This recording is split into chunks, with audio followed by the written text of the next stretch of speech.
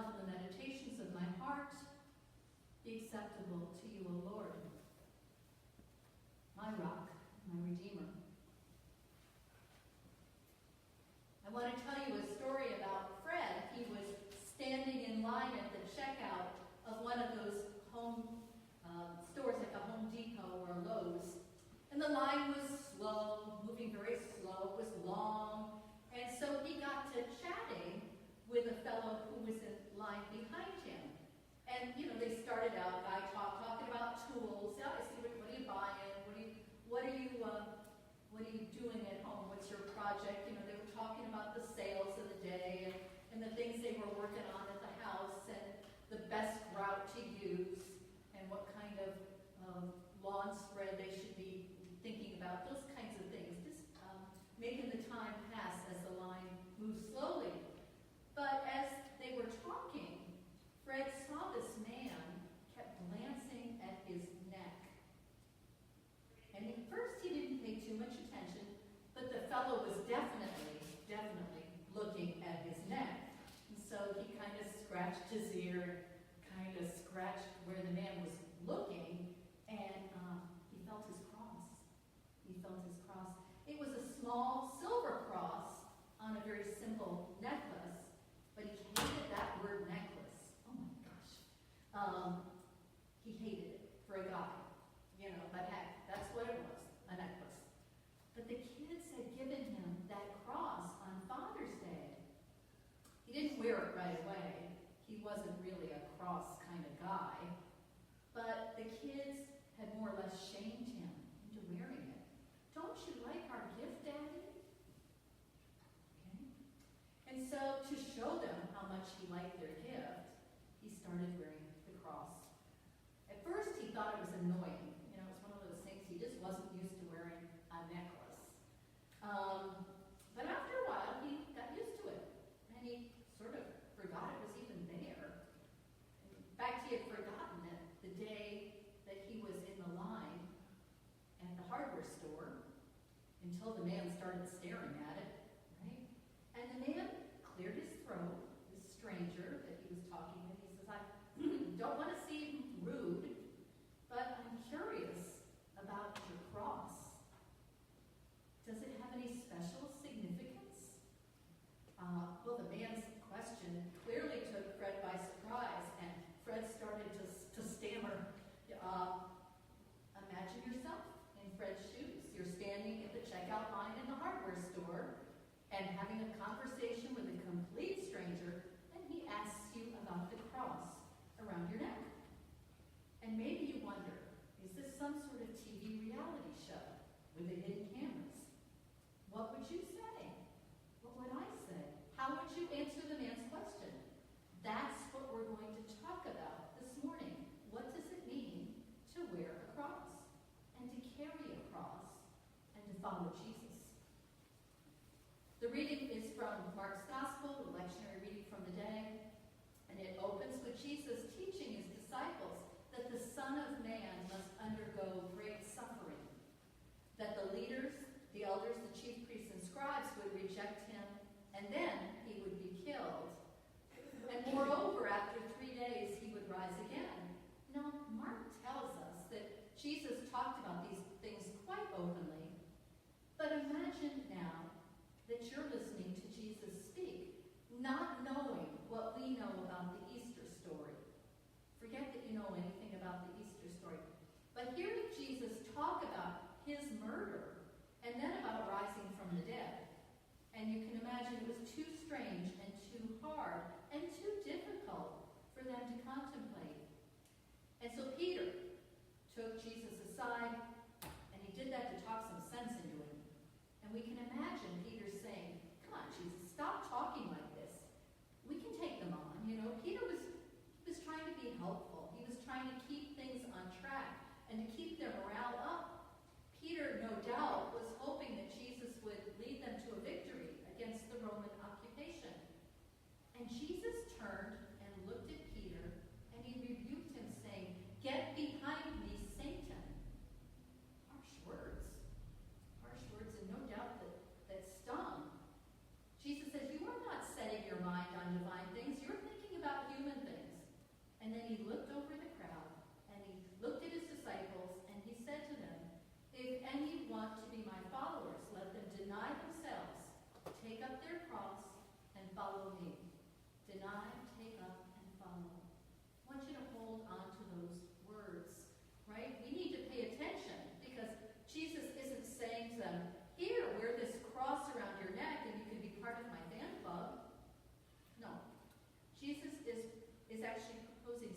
far more radical. He's offering 3 criteria for discipleship: sacrifice, action, and commitment. These are Jesus' 3 expectations. Jesus has set a very high bar. Do you and I have what it takes to follow him? I want to spend a few moments looking at each one of those 3 components. The first quality that Jesus is looking for is sacrifice. It's a person who's willing to make a sacrifice. And so the question I'd like for us to consider this morning is, what are you? What am I? What are we? What are we willing to sacrifice for Jesus? For example, are we willing to sacrifice our time? We each have the same amount of time in a day. We all have 24 hours. No more, no less. Right? So how do we spend our time? Surely we need time for sleeping, eating, working, and such. But what about our discretionary time? How are we spending that? And I think we need to be honest with ourselves. How much time are you and are we willing to spend with God? How much time are we willing to sacrifice to do God's work? Someone did this exercise not so very long ago and said to me, "Pastor Cynthia, I'm ashamed to say I took your challenge and did the math, and I'm really embarrassed to say that on the average day I spend 7 minutes with God. Okay, I spend about 3 minutes praying in the morning and night. That's 3 and 3, 6. And I spend about 1 minute saying grace when I remember to. Okay, 30 seconds. Not very much time." He said, "On an average week, I spend less than an hour with God." Heck, he said, "I spend 3 to 4 hours every night watching television or surfing the net." I guess it doesn't say very much about my relationship with God. I didn't have to say anything. The man convicted himself. And it was just to kind of reflect on our relationship. How much are we willing to sacrifice for Jesus, right? We talk about time, but what about treasures? Again, as they say, do the math.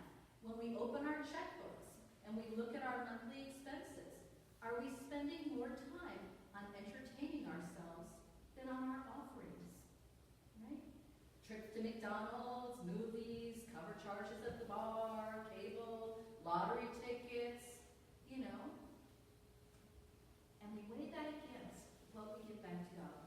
And again, when we listen to Jesus' words, if anyone wants to be my follower, let them deny themselves.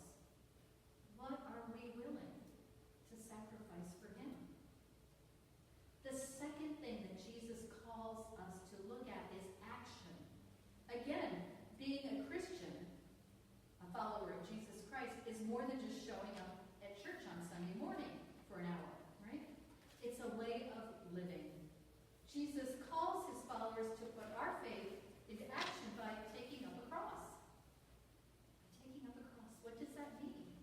Well, to take up a cross is to shoulder somebody's burdens, another's burdens, to help someone carry their heavy load, to walk beside someone in their pain and misery, to give ourselves in helping others. I'm talking about hands-on ministry, and I'm not just talking about clergy people, the ministers, the priests, the rabbis, the imams. I'm speaking about all of us, because each of us is called to ministry. Many years ago, a bunch of us from this church, Lions Presbyterian, we attended a workshop down in Penn Am, and the speaker said something that stuck with me. He said, "We are all ordained to ministry at our baptism. That God has a special job for each of us to do in our setting, in our place of work, in our school, in our home, in our community." And so I think about Beth and Camille and Fred and the choir who minister to us through their gift of music, right? I think of Mr. Fix-It, Les Barkley, right, who's using his time and talents to keep things running smoothly here at the church. That's what I'm talking about. I'm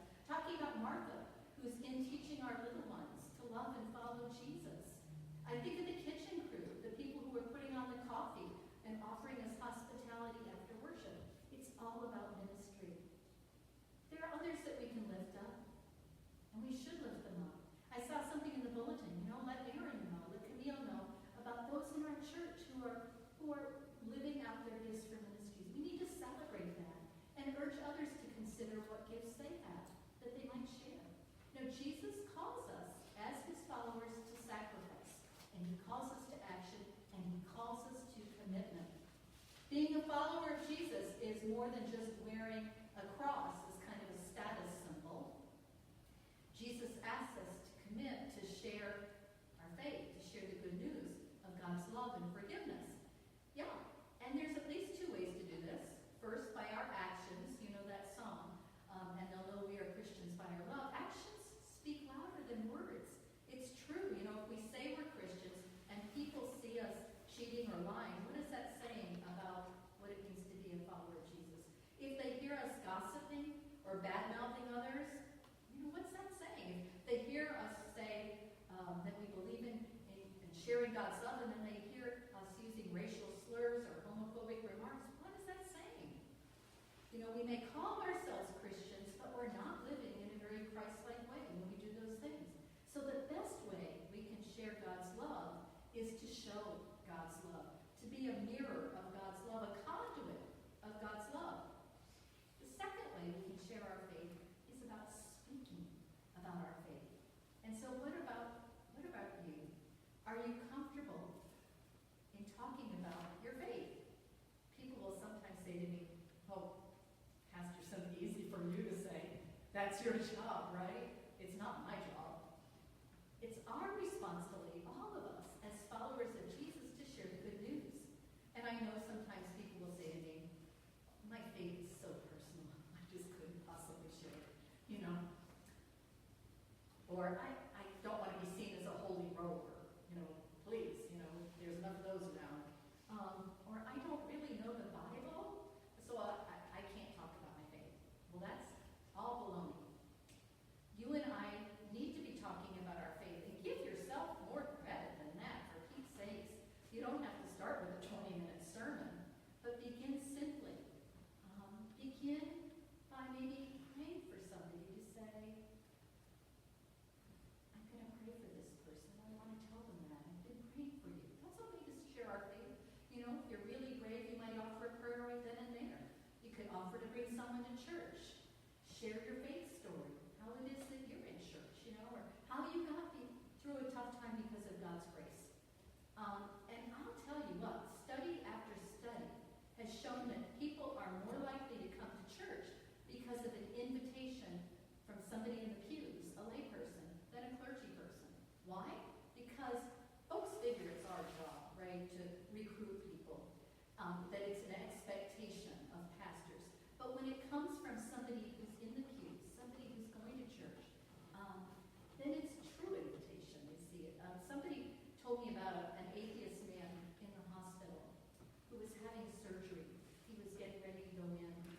And he said, "Could somebody call the nurse, the one with the cross around her neck, to come and talk to me?" He was wanting a little prayer before his surgery, but he didn't want to call in a hospital chaplain or a clergy person. He wanted the nurse. He didn't trust those clergy people, but he figured if the nurse came, she could talk to him about God and why she believed. And so I'm imagining, what if you were the nurse on duty that night? Imagine yourself in that hospital setting. What would you have said to that man who was going in for surgery? How would you have helped share your faith or console him or given him strength to get through that situation? Each and every day, we're given opportunities just like that to share our faith, to take somebody's hand, to hold it, and offer a prayer. Begin with a silent one if you must, but to share our faith, to make it real.